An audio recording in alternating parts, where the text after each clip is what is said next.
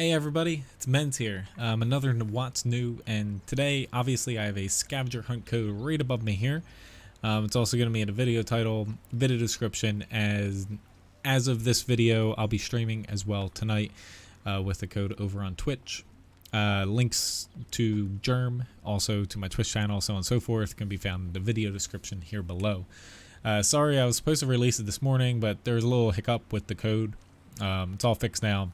All good to go, should be working, but yeah, I was supposed to release it this morning while I was streaming, and I wasn't able to do that, unfortunately, so now we got it now.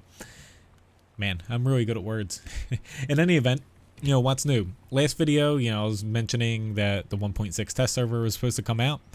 Obviously, we saw that land, and it's been a little bit interesting with these British light tanks here, to say the very least. One thing I want people to know, and because there's a lot of people, not say trolling, but a lot of the community, including some community contributors, are going way too, not overboard. Obviously these tanks, not to say they all suck for lack of better words, but they're not very good. When the British Lights, they're pretty small for the most part, and kind of what Wargaming was going for were like passive scouts that could kind of hit a hard, scoot around the map, stuff like that. And they have pretty high penetration for light tanks in their tier for their base rounds, and that might mean just a few extra millimeters or a lot, who knows. But basically, these tanks are kind of all over the board, and universally people think they're pretty underpowered. One thing people need to note is these tanks have only really been in testing for 3 weeks or so, give or take a little bit, to where it's kind of the fastest tank line ever to come into the game as far as on the public test server, and eventually live servers. It's most likely they're not going to get pulled. And Wargaming hasn't said publicly, they haven't told us and privately either, but a lot of people think, and including myself, 1.6 was kind of meant, there's supposed to be other changes, say tank rebalancing, like E100, IS4, stuff like that, and some other content that was supposed to be in 1.6. However, they probably scrapped it because, as you kind of saw in that huge developer Q&A last week on Reddit, which I'll have a post to that as well. I have a link to WoT Guru. I have it all transcribed there. That'll be in the video description here too, if you didn't catch that. Basically, they're pushing off rebalancing individual tanks for the most part until they kind of do the ammo changes on Sandbox. Currently, Sandbox, there's the round 2 that just went through. They mentioned in the developers Q&A that they also have a round 3 and 4 to specifically deal with SPGs and also HE rounds. Whether they're two separate things, or the next one we see SPGs and HE addressed, and then finally a final iteration, who knows. But they want to finish that, so it seems like they leapfrog that forward. That way they could balance ammunition, all the tanks, when it comes to the HP buffs and ammunition buffs, then deal with individual tanks. And I'm sure some people are like, oh my god, their promises, they're pushing things off. The best analogy I came up with was, take for example, popping over here to the E100. If they were going to buff the E100 right now, most likely people would kind of say they should buff mainly the turret front armor wise, because it gets pinned a lot. Maybe something with the gun or some other stuff, but primarily the one feature people would focus on is the turret front if they were to do something to the E100 now. However, let's say these ammunition changes go through where they're basically going to be buffing the standard AP shell on pretty much all tanks. The standard premium, or not standard premium, but premium shells stay the same, but now respectfully standard shells do more damage, so they're the default round, plus tanks HP goes up in correspondence with that AP buff. So by buffing standard rounds post, say super or not super test, Sandbox, excuse me, E100, not to say it wouldn't need a turret buff, but it wouldn't be the primary buff it would probably need. If it was still weak, then maybe they would buff something, maybe the AP penetration, just a smidgen, or the gun accuracy or handling, instead of giving it more armor, because less people would be using premium rounds then to punch through. And even if they were punching through there, they'd be doing less damage essentially to the E100 as far as the total HP pool. So anyway, that's my little insight on that. Anyway, tons of videos about the Manticore, about how it's weak, blah, blah, blah. Kind of going into, you know, what's new here. Obviously, 1.6 popped up. You got British light tanks, making personal missions easier, especially for the 279E, but also some artillery ones, so on and so forth. Adding in a lot of customization. And another big thing was removing team damage 100% completely here. I disagree with that. I personally think they need to do something with team damage, but instead of removing it entirely, even though keeping stun in, some people might get pissed off, but it needs to be it. They'll turn blue if they stun you. But I personally just say if someone shoots you on your team, you should take 0 damage, and at the same time, say all of that damage or half of that damage, half would probably be better, reflects back at that person shooting you and damages them. That way, there's still some room for people to troll you because they could pull in front of you and make them shoot them. But for the most part, it would remove a lot of team damage, especially accidental team damage. It would just reflect back to you and you'd feel bad and cry, so on and so forth. But keeping in artillery shooting next to teammates, instead of just stunning them, where there's a chance of them turning blue, but some already will probably still take risks. Because who knows how easy it is to turn blue. They might take that one risky shot to kill an enemy, even though there's like 3 allies around them. The SPG would kind of be careful, because if they do too much damage, reflect it back on them, they might die. But anyway, moving on here. That's 1.6. Main things, the British lights.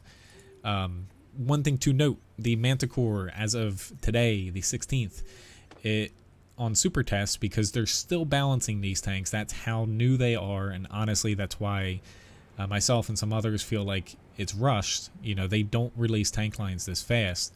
They're still super testing them, but they're on the public test server, so people need to know they're not released yet. It's really fast, but they buffed the Manticore today on super test. I'm sure we're going to see other buffs for the tier 9, 8, 7, etc, and probably more buffs than what you see here, but I'll get into that in a second.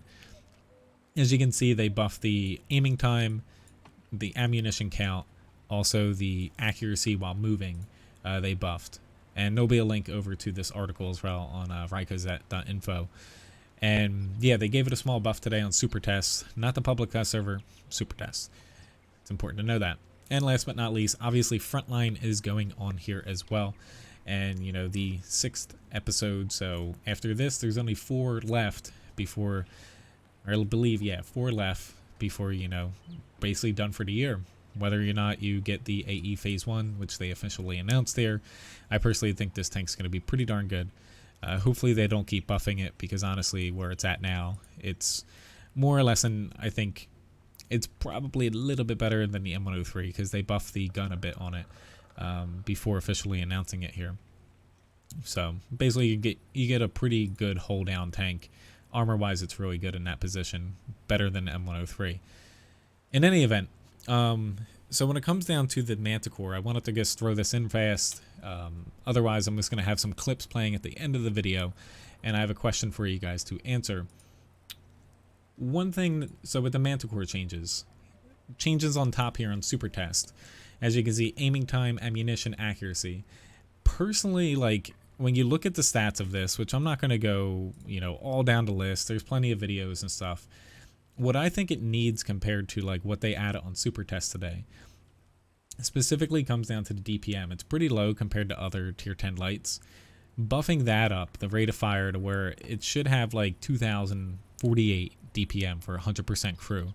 That would still put it at the lower end. It would be above the EBR 105, but lower than other basically tier 10 lights.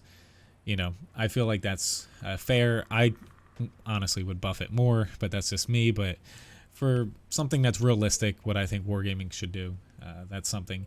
V range, I believe 410 meters versus 400 would be nice. It still wouldn't beat like the Sheridan and the RHM Panzerwagen. They would still have more V range than, you know, the Manticore, but I feel like giving it a little bit more V range would be nice, because it's kind of like a passive scouter in a way. Dispersion 0.7 or 0.37, I feel like it should get. Still wouldn't be the most accurate thing, but I believe giving it a little bit better accuracy would be nice. And ammunition, you know, they raised it up to where honestly all the British lights are really tiny. They probably can't carry much ammo for the size of their gun, for the, you know, actual tank they have. Personally though, World of Tanks isn't 100% historical. They need to raise it up to like 32, which, you know, once you start getting towards the 32 range, that gives you, what is it, 12,480 potential damage, which is still lower than most other light tanks. Like, take for example, I think the Sheridan roughly can do like 16,000, maybe 15,000 potential damage if it pens every single standard shot. But it needs to be a lot higher than it currently is. Everyone can agree on that. Wargaming's just being a little stubborn. There's probably some like really old historical guy, maybe their version of the Chieftain, but most likely sitting over there like, this tank only could fit 3 shells. We only can give it 20, not 32, something like that. But those are my ideas. Like, I think, like I said, keep an open mind, see what they're kind of buffing and changing with these tanks. But until, you know, you see it hit the public test server, it's going to keep trickling out. They're still in testing. People need to pitch their opinions, but honestly, don't overreact like they're going to burn everything down just because some British light tanks that aren't released yet are pretty weak. You know, this is the first tank line they're kind of releasing that isn't kind of finalized on the public test server. And last but not least, a question for you guys. When it comes down to Frontline, I did a poll this morning on my live stream, granted small sample size, but asking whether people are playing it or not still. Over half of the people said they're not playing it at all. Like 100% not playing Frontline. They're done with it. You know, they're not doing the grind. They don't find it fun, so on and so forth. And the other half was split between they're still playing it a lot. So I basically said over like 50% of your battles. The other half were playing it less than 50% of their battles. So not too many people were still playing Frontline. At least, you know, small sample size, like it was like 20 something people, maybe 30. But my question is to you, answer these in the comments. And, you know, there's the number 6 other down there. If you had to pick one additional change to Frontline, whether it's an addition or a change to the mode, what would you do? Number 1, additional maps. Obviously, they have a new map, Suburbia, that they're currently developing. Who knows when we'll see it, if it's this year or next year. Number 2, additional tiers. So it's been pitched. I don't know how it would work 100%. Because it might make the matchmaking wonky, but say you always have tier 8, but each month it switches, maybe tier 9, tier 10, tier 7, tier 6 gets added in additionally to tier 8, separate queue, but you could pick, you know, either or. That way there's always tier 8 for credit grinding. Other mode or the other tiers could be fun to play around with. Who knows? That's an idea I see thrown around. I don't think that would be the best one, no, but that's me personally. Number 3, kind of my idea I was talking about this morning. Multiple scenarios on each map. So right now you have Normandy, attack versus defend. This would take a lot of development, but I think it could prove to be pretty good on Wargaming's end. You have the current design, you know, where there's attackers versus defenders. You have the basically them pushing across the map, blah, blah, blah. Why not do a couple scenarios where you keep the map the same, but the objectives change? So there's the current design. Number 2, domination would be basically you have both sides spawn on, you know, say the north and the south, attacking versus defenders. And in the center, there's like, say, 3 or 4 objectives that people fight over and capture. And when your team captures them, you earn points and you try to hit, you know, say a certain number or bring down the enemy team's, say, counter down to 0 based off of capturing them and holding them. Number 3, capture the flag. This one might be tough with light tanks and specifically wheeled lights, but, you know, basically capture the flag mode where you bring, you know, flags back to your base, so on and so forth. And the last one is, as far as the label goes, I don't really have a name for it, but attack/defense versus attack/defense, where both sides have, say, objectives that they defend, and both sides try to basically destroy the other's objectives, you know, basically that. So you both have to defend and attack. That one could be pretty complicated, but at the very least, possibly adding in a couple scenarios where they move the cap points around a little bit or something like that, or move the turrets at the end. Might take a little bit of work, but, you know, keep the base map the same, but change it up a little bit. That way it stays fresh. Number 4 is capping wheeled light tanks / additional rebalancing.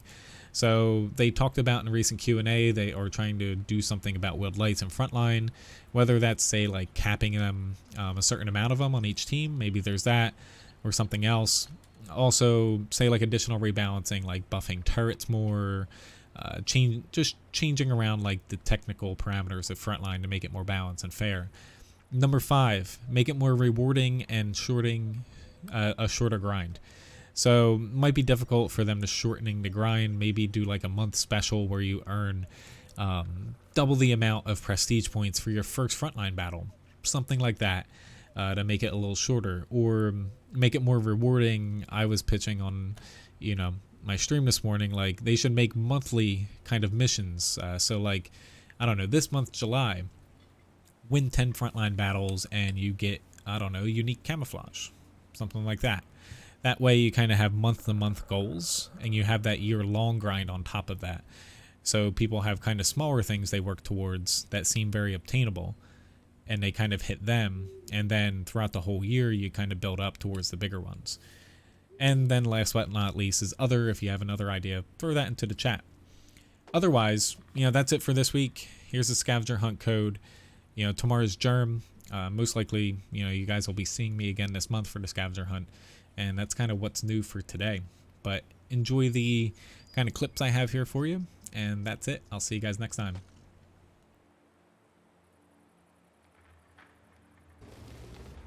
E30 is about reloaded, but he's not far enough to hit me. This is about to hurt, though. I don't know what they're shooting at me, though. It's just my issue. Oh, he gets hammer wrecked me. Why? I over-angled there trying, and he shot me with AP. Well, that backfired massively. But that's my fault. Never had that happen. I'm going to be able to cap with what they have left. Oh god. Mistakes were made. Mistakes were made there. I like barely touched him and I died. I should have just crushed him. Oh man. I was trying to get past him and that didn't exactly work. Anyway, now.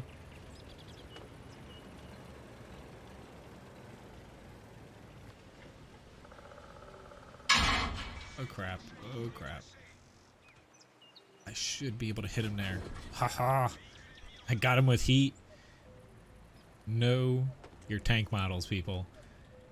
A lot of American mid-tier tanks and mid-tier tanks in general, this doesn't, but they actually have that modeled. Let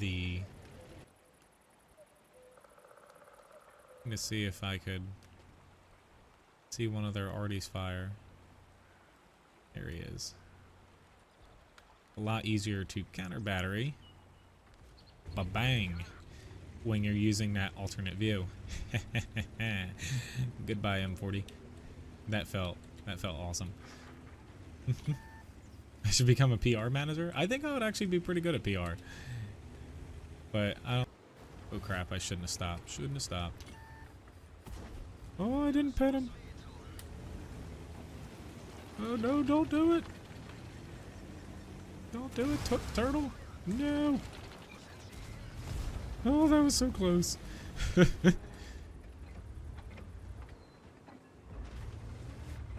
Thank you, team. I love you. I don't know how I didn't die there. Don't turn your best interest. He's still just a little too far back. Come on, TS5. I'm trying to help you here, buddy. No, I missed him. Oh, I almost got him. Do I get the assist kill?